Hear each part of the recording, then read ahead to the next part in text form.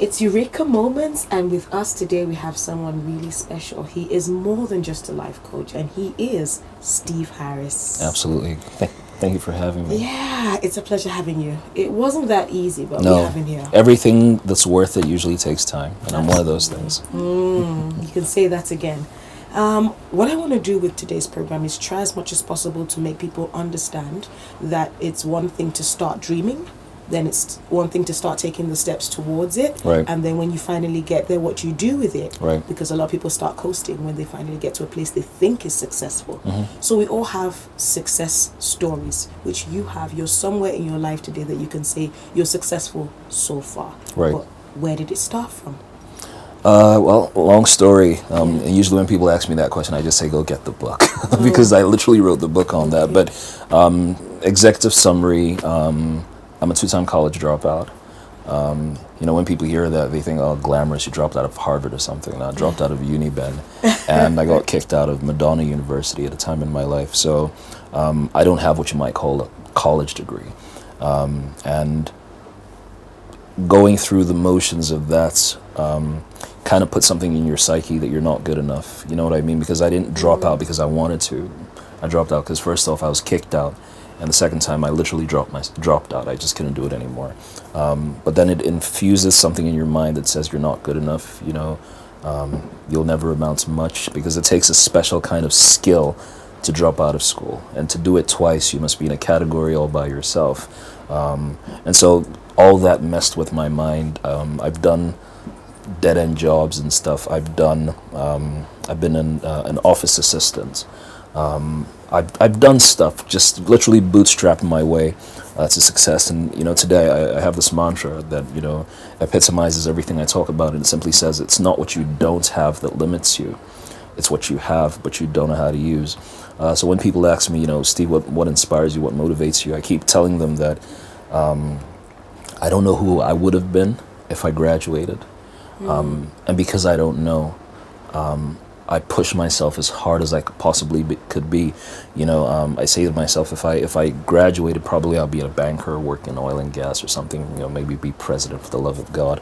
But because I don't know, I deliberately chart my own course without excuses. And that's one of the things I'm really passionate about, just to help people live a life of what I call ruthless execution. Because like you mentioned, a lot of people are coasting. They have ideas. They feel like, nothing's really pushing me. But I'm the guy who literally puts some fire in the people, and just gets them to execute. I say, it doesn't have to be perfect. It just has to be done. Yeah. When you do it, you can fine tune it. Eureka Moments was a concept, and you executed on that, and it can become bigger and better and everything. So that's the backstory. Okay, so at what particular point in your life can you say you had a Eureka moment? A moment where something just dawned on you and you realized that that idea of you not being good enough, what happened that changed it? Right. Looking back, I see 3 Eureka moments in my life. The first would have been when I got kicked out of school, and I was in church one day, and I just had this epiphany, and I know it was the Spirit of God talking to me, because I saw a man who has become a mentor and a brother to me, Fela Durotue. And he was speaking at the church that day, and I had this Eureka moment where something said to me that I don't know what this man does, but I can do it. I don't know what it is, but there's something about what he's doing that resonates with me, and what the Bible calls deep calling to deep. And I had that first Eureka moment that, whatever he's doing, even though I'm not sure I see the bigger picture, but I can do this. And I got an opportunity to serve with him for a period of time and then work with him for an extended period of time. And then I started learning the ropes. My second Eureka moment would have been when I got into Fela's organization. I came in as an intern, an office assistant, and that was my role for a long time. And while we're in the organization, and I would notice the consultants going about their business and working on pitches and presentations and proposals, I would always observe them. I was very passionate to learn what they were doing. So even though I was sweeping and cleaning and stuff like that, I just sit around them, and they were always very gracious to me to just observe. And once in a while, if they had a training, I would ask if I could go with them. They always ask, "Oh, have you done your chores?" I'm like, "Yeah, I'm good. I've got done all my chores," and they're always gracious to me to let me accompany them, and I did that. And ultimately, one day we get a call from one of our clients. that they thought they reached out to us the night before for a training that was happening the next day, but unfortunately they hadn't. And so they called to say, sorry about the short notice. We thought we reached out to you, but you have a training tomorrow. Please be there, which is standard fare, no worries. So, I called a fella who was running a training at that time that, this client had called us. And unfortunately, at the time, there was no one who was available because the consultants had gone on different projects, and the other senior consultant who would have been available had gone on leave. So fella wasn't available. None of the team were available. And, he got back home because by this time I'd left my parents' home in Yanopaja, where we were living, to live with fella Durutwe at the time. And I told him about this challenge. It was like don't sweat it, I'll call someone. So he calls his friends, Nia, Disonya, Lara, Lushola. And unfortunately for them, it was too short notice and they couldn't make it. And while we're busy pacing the floor and wondering who we're going to get to call, who's going to do this work, if we don't do this work, we're going to lose a lot of money. I had my second Eureka moment. And again, the Spirit of God, puts in my heart that, this is your opportunity, take it. And I was scared to death because I'm a 2-time college dropout, 2-time and presently an office assistant who's going to speak to bankers. So, I had this thought in my mind, this is crazy. That fella's he's going to, what are you thinking? So I decided to, what's the worst that can happen? So I said to him, I said, FD. He said, yep. I said, I was thinking. He said, yep. I said, Diamond Bank, the client. He said, yep. I said, let me go. And he says, eh. He says, what are you talking about? He says, what are you talking about? And I said to him, well, I followed the other consultants for training. They gave me 5 minutes to address the class, and I addressed them. I followed you to this training, to Shell. You gave me 10 minutes, and I addressed the class. So I have 5 minutes here, 5 minutes here, 10 minutes here, 5 minutes here, 5 minutes here. And besides, I've also practiced, and besides, there's no one else to go. So, here I am, send me.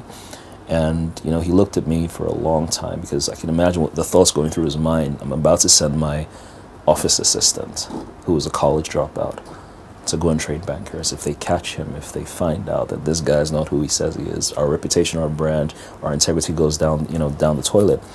And he looks at me, he says, are you sure you can do this? And feeling a little confident and cocky, I was like, yeah, sure, of course I can. So he says, Harris, are you sure you can do this? I'm like, yeah, sure. Then he screams, Harris, are you sure you can do this? I'm like, no, forget it. I was only trying to help. Just forget about it. Then he tells me, bring the laptop. And he says, present to me.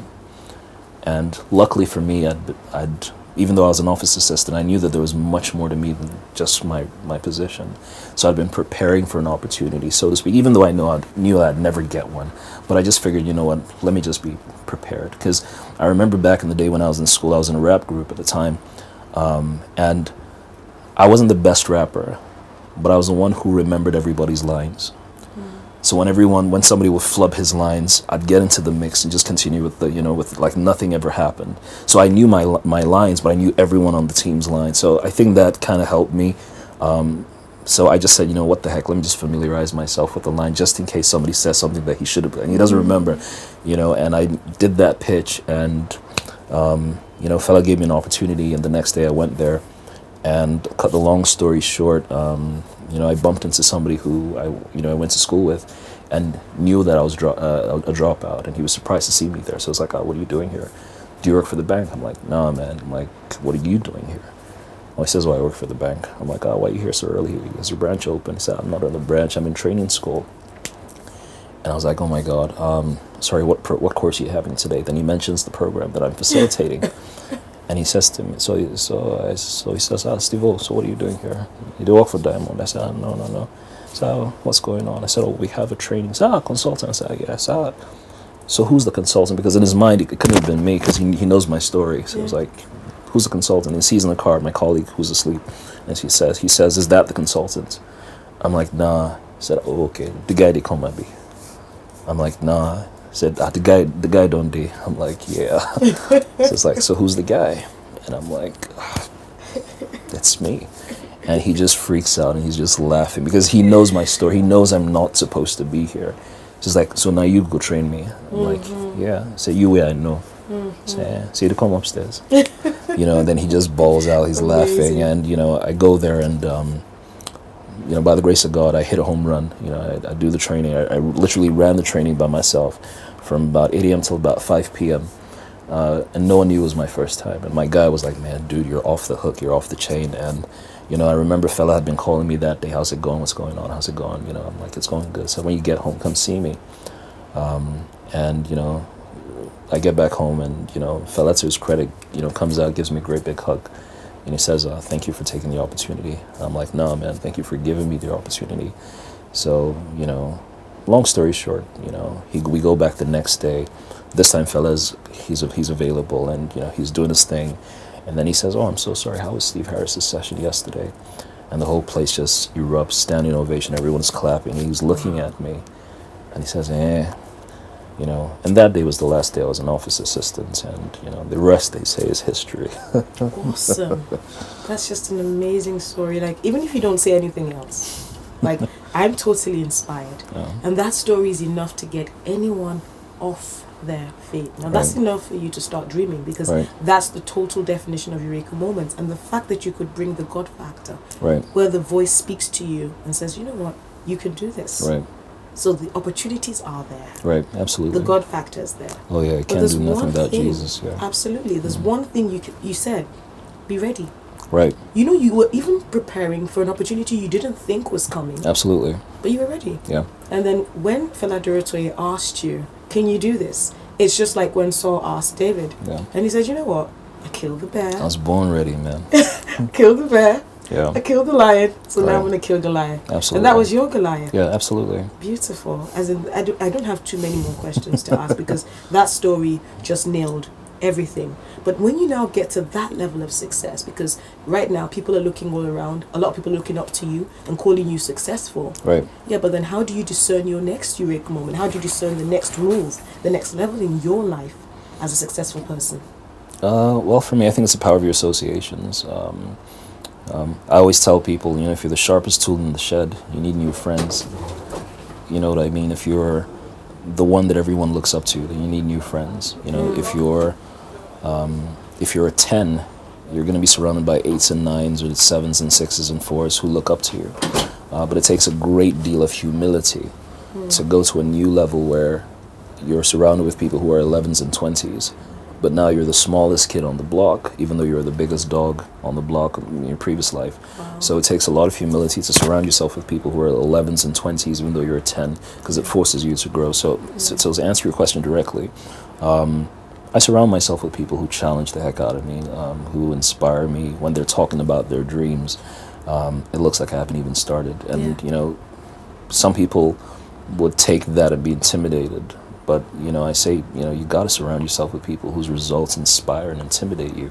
And you take that intimidation or inspiration and just, you know, use it as jet fuel to propel yourself to where you want to go. So I think number one is association. Number two is your sense of vision. You can only rise to the level that you see. Sure. So if this is what I've seen, I'm here, and there's nowhere else to go. But, you know, I always use this analogy of, you know, it's maybe not entirely accurate, but, you know, I use the analogy of a plane that's cruising at 37,000 feet, and now there are other, you know, planes or other people on the ground. So the plane feels like at 37,000 feet, and there's no one on my level. I'm big, I'm bad. And he looks at the cars on the ground like, yeah, you guys, you're all tiny insects to me. But the plane fails to realize that 37,000 feet is nothing compared to what's in front of me, what's ahead of me, because there are thousands and thousands and millions of miles, even though the plane, maybe physically speaking, can't ascend beyond a certain level. Yeah. But why not 45,000 feet? Why not 61,000 feet? Why not 130,000 feet? So what I do is I surround myself with people, but I have a sense of vision that, you know, I always joke that, you know, when people say, Steve Harris, you're all over the place, you know, Lagos, Abuja, Port Harcourt, you know, Abakaliki, Enugu, you're balling. And I'm like, are you kidding me? Why didn't you say Vegas? Okay. Why didn't you say Dubai? You know, that's what I'm looking at. So when you say, you know, you're all over Nigeria, I'm like, really, I'm so done. You know, in my mind, I'm like, forgive me, no disrespect, I'm like, being the best in Nigeria is so like 2010. Because I'm seeing something bigger. I'm seeing Tony Robbins stages. I'm seeing people coming all over the world to my conferences, and that hasn't happened yet. So you know what? My sense of vision keeps pushing me, so I think that's what it is. So we can say that Eureka Moments pushed you? Yes. Moments where you took decisions. You realized that you had an opportunity that you could take. Absolutely. So it's not like anyone handed money to you at a particular time? No, absolutely not. Absolutely not. You know, a lot of people aren't learning the lessons on their way to their journey. Okay. So, one of the things that, give an example, Fela Durte would recommend me to speak back then. So people say, oh, Fela, we want you to come. He's like, I'm not available. You know what? Call Steve Harris. And this is while I was working with him. So they'll call me and I'll go do the work. And I'd remember that, fellas, go do it. And I'll go do it. And in appreciation, the organization or, wherever would, give me money. And now for some people, I don't know, but people are different. For some people, they take the money, it's their money. It's like, if Fela gave me an opportunity, it's my money, I go and I do it. You know what I mean? Some people do that. But for some other people, like for me, I would take the money that Fela or that the client gave and I would hand it over to Fela. You know what I mean? I'll say, oh, hey, FD, I went to speak. They gave me $100,000. I'll take the money and I'll give it to him. Now, Fela would do some very interesting things, now, which I didn't know what they were about then. So he could take the 100K and take 1,000 and give me 99,000. Some other days he would take 99,000 and give me 1,000. And some other days he wouldn't take the money. And then some other days he would take all the money. And what he was teaching me was that it's not about the money.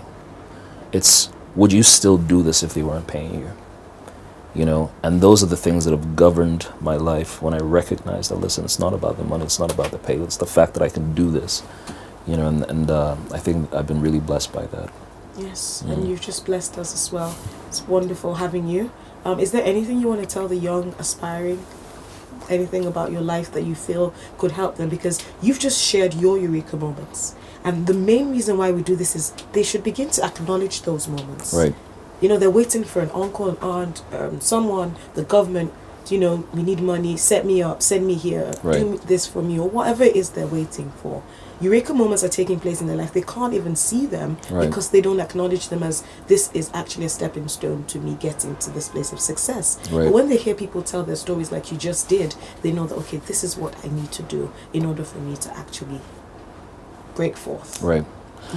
Well, if I had to tell anyone anything, I'll first off, one or two things. Nobody owes you anything. That's the first thing. No one owes you squat. You know what I mean? You want something, go get it. Okay. No one's going to give you anything. No one's going to hand you down anything. Yeah. People are more concerned with their own issues and their problems. So it's not about you. Second, forgive me, get your shit together. I'm sorry. And the reason I say that is, like you said, a lot of people are sitting and coasting and waiting and hoping and praying. But there's a heck of a lot of responsibility in you. I could have been some bum. And I did a lot of things that, I'm not proud of in the moments of trying to find myself. I tried 419, I tried yo-yo, I tried everything that boys were doing at the time. But because I realized that that's not me, that's not who I am, it forced me to look inward. They say waiting day for sokoto, day for shokoto. So I started asking myself, what do I carry? What do I do? What can I do well? What did God put inside of me? And I took a chance on myself. So no one owes you anything. So get your act together. You're not going to be as young as you are right now. You're not going to have the time in your hands like you do right now. So if you're watching this, nobody owes you nothing. So just get to work. You're already late. So you better hurry up. Exactly. Thank you very much. Appreciate it. It's been wonderful having Steve Harris on Eureka Moments, and you can see why I chose him as our guest, and we really appreciate it. Thanks for having me. And I hope you are going to get your act together, like you said, and get off your butt. Start doing something. Thank you very much for watching. God bless you.